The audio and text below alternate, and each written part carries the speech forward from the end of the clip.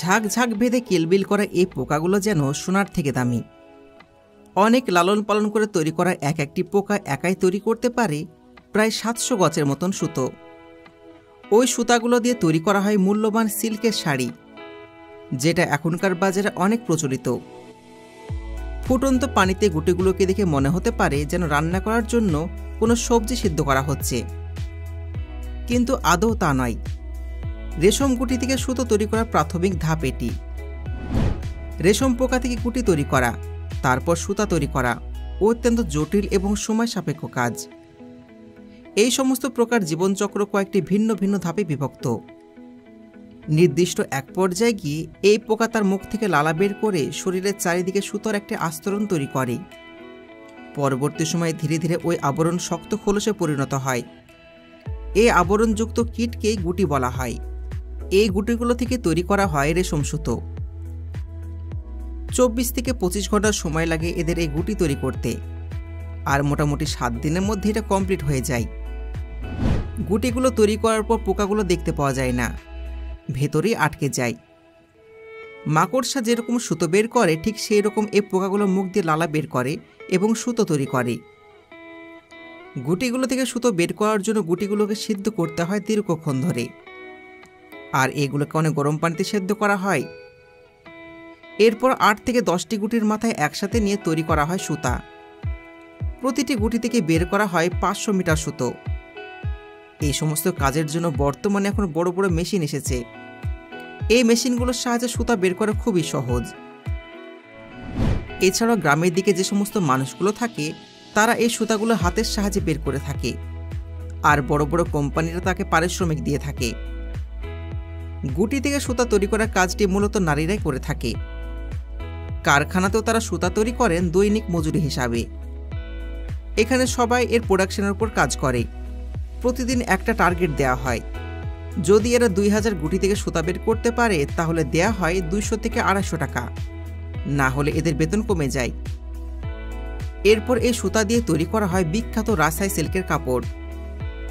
এই সুতা দিয়ে শাড়ি, ওড়না, চাদর, পাঞ্জাবি সহ আরও অনেক কিছু তৈরি করা হয়। রেশম কারখানা চালু করে বিভিন্ন মানুষ আমাদের ঐতিহ্যবাহী সিল্কের পোশাক তৈরি করতে অনেক সংযুক্তি দিয়েছে। বর্তমানে দেশে প্রায় প্রতিটি জায়গাতে এই কারখানা আছে, তবে গ্রামে গঞ্জের দিকে মানুষ বেশি কাজ করে। এই সমস্ত রেশম কাপড়গুলো অনেক মানসম্মত হয়ে থাকে। তার সাথে এটা আমাদের বাঙালিদের ঐতিহ্যবাহী পোশাক।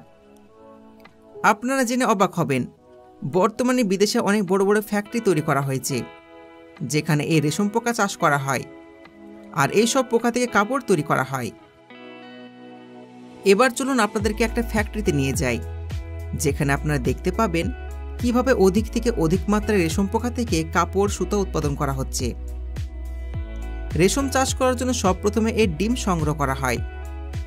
এবার ডিম কোথা থেকে পাওয়া যায় সেটাও বলবো, ভিডিও সঙ্গে থাকুন। একবার যখন ডিম কালেক্ট করা হয়ে গেছে তখন ওগুলোকে কারখানায় নিয়ে আসা হয়।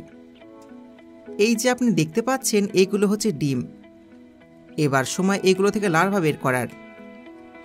এই ডিম কিন্তু যে কোনো জায়গায় হ্যাচিং হবে না, এর থেকে যে কোনো সময় বাচ্চা বের হবে না।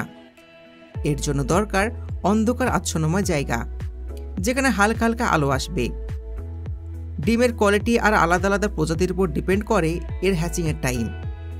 তাছাড়া এই রেশম পোকা 4 কোয়ালিটির হয়ে থাকে। এদের জীবনকাল 50 থেকে 60 দিনের হয়ে থাকে। একবার যখন ডিম ফুটে লার্ভা বেরিয়ে যায় তখন সময় এদেরকে খাওয়া দাওয়া করানোর।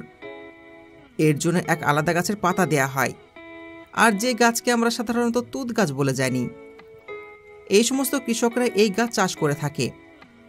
তারা অধিক থেকে অধিক মাত্রায় তুঁত গাছ চাষ করে থাকে, কিংবা এখন তো প্রায় সমস্ত জায়গাতেই তুঁত গাছ কিনতে পাওয়া যাচ্ছে, কারণ সিল্কের এখন উৎপাদন অনেক কমে গেছে। সে যাই হোক, এখন এরা অনেক ছোট, তাই ডাল সমেত পাতা খেতে পারবে না। সেই জন্য পাতাগুলোকে নিয়ে আসা হয় এবং মেশিনের সাহায্যে ছোট ছোট করে টুকরো করা হয়। এখানে একটা ঘরে জালিদার কাঠের স্ট্রাকচার তৈরি করা হয় আর সারি সারিভাবে সাজিয়ে দেওয়া হয়। আর এই সবগুলোতে কিন্তু কয়েক হাজার সিল্ক লার্ভা আছে। 20 থেকে 25 দিনের মধ্যে লার্ভাগুলো বড় হয়।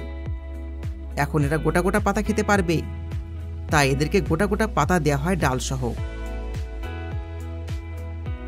এবার সময় চলে এসেছে লার্ভাগুলোর কোকুন তৈরি করার। কয়েকজন ওয়ার্কার পরিপক্ক লার্ভাগুলোকে কাঠের একটা আলাদা স্ট্রাকচারে সঠিকভাবে সাজিয়ে দেয়। এখানে এদের বাকি জীবনকাল কাটবে। কয়েক ঘন্টা ঠিক একইভাবে থাকার পর একটা ঘরে বাঁশের ঢাঁচাতে আটকে দেয়া হয়। রেশম পোকা মুখ দিয়ে লালা বের হয়, আর এই লার্ভা ওই লালাগুলোকে পুরো শরীরের চারিদিকে বিছিয়ে দেয়। বাতাসের সংস্পর্শে আসার ফলে এটা সুতোতে পরিণত হয়ে যায়, আর বারবার এইভাবে দেওয়ার ফলে একটা কোকুন তৈরি হয়ে যায়। আর এটা কি আমরা রেশম গুটি বলে থাকি। তাছাড়া এর গুটি তৈরি করা কিন্তু খুবই চমৎকার। আপনি এরকমটা হয়তো জীবনে কখনোই দেখেননি, কারণ আজ পর্যন্ত এতক্ষণ ক্যামেরা ধরে কেউ রাখেনি।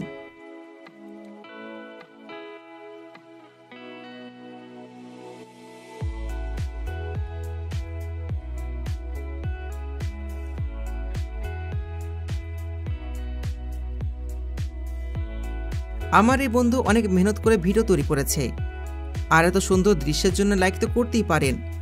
তো ভিডিওতে লাইক করে চ্যানেলকে সাবস্ক্রাইব করে দিন, তার সাথে পাশের ঘন্টা বাজিয়ে দিন। প্রায় 10 থেকে 14 দিন পর লার্ভা পুরোপুরিভাবে কোকুন তৈরি করে ফেলেছে। এখন এই রেশম গুটিগুলো একদম তৈরি। একবার যখন রেশম গুটি পুরোপুরি রেডি হয়ে যায়, এর মধ্যে থেকে কিন্তু সমস্ত মেল বেরোতে পারে না। এবার আপনারা বলতে পারেন যে কেন বেরোতে পারে না। তো আপনাদেরকে জানিয়ে দিই, এরকমটাই হয়। যতগুলো রেশম কোকুন থাকে এর মধ্যে থেকে শুধুমাত্র ফিমেলগুলো বেরোতে পারে। এবার কিছু ওয়ার্কার এর মধ্যে থেকে ফিমেল এবং মেল মথগুলোকে বের করে নেয়, আর এদের মিলন ঘটায়, যেন ফিমেল মথ আবার ডিম দিতে পারে। একবার এদের মিলন কমপ্লিট হয়ে গেলে এগুলো থেকে ডিম সংগ্রহ করা হয় ছোট ছোট প্লাস্টিকের কৌটোর মধ্যে। এখানে মথগুলোকে রেখে দেওয়া হয়, আর আপনি দেখতে পাচ্ছেন একটা মথ প্রায় 1000 ডিম দিতে পারে।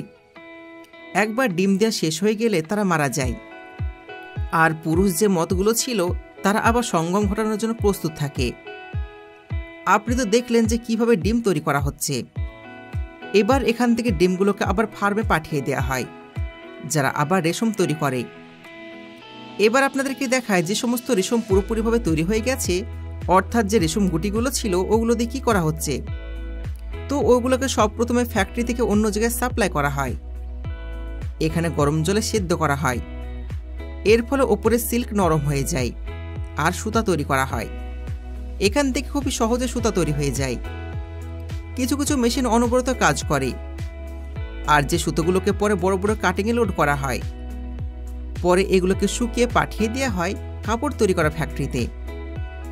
কিন্তু এখন বর্তমানে নতুন যুগের টেকনোলজি এসেছে, আর নতুন টেকনোলজির সাহায্যে মেশিনও কাজ করছে। কিন্তু এখনও গ্রামেগঞ্জে কিছু কিছু মানুষ আছেন যারা এটাকে তাদের রুজিরুটি বেছে নিয়েছেন। তারা সারাদিন অনেক কষ্ট করে এইভাবে রেশম সুতো বের করে। এগুলোকে সাধারণত লাট কাটা বলা হয়ে থাকে, আর অনেকজন গ্রামের মহিলা এইভাবে কাজ করে থাকেন। এবার এগুলোকে ফ্যাক্টরিতে পাঠিয়ে দেওয়া হয়, যেখানে তৈরি করা হবে নামি দামি কোম্পানির কাপড়। আবার অন্যদিকে আমাদের তাঁতি ভাইরা আছেন যারা সারাদিন মেহনত করে একটা কাপড় তৈরি করেন, কিন্তু তাদেরকে কোনো সময় সঠিক মজুরি দেওয়া হয় না। এ জড়িত যারা তাঁতি হয়ে থাকেন তাদেরকে সারা জীবন গরিব দেখতে পাওয়া যায়। আর যারা তাঁতির কাছ থেকে পোশাক কিনে নিয়ে যে বিক্রি করে তারা অনেক মুনাফা অর্জন করে। এরপর এই সমস্ত সুতোগুলো ফ্যাক্টরিতে চলে আসে।